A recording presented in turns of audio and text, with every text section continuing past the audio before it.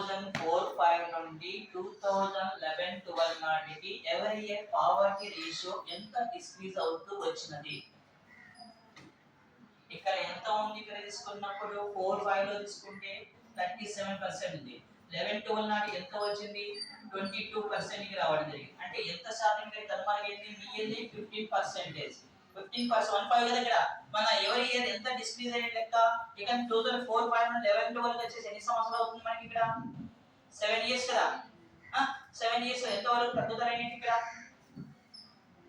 Average maths మీరు బాగా demand అయ్యారు డిఎస్సి వాళ్ళు. సరే మన సిఎం యొక్క సింబల్ 2 ఇక్కడ కూడా 2.2% చొప్పున తగ్గుదల కనిపించడం జరిగింది సార్. ఎంత శాతం తగ్గుదల కనిపించింది? 2.2%. గ్యారెంటీ మోస్ట్ ఇంపార్టెంట్ బాగా పెట్టారు సార్. రాసుకోండి. 4-5 నుండి 11-12 నాటికి ప్రతి సంవత్సరం 2004-5 నుంచి 11-12 నాటికి ప్రతి సంవత్సరం భారతదేశంలో వార్షికంగా తగ్గిన పేదరిక శాతం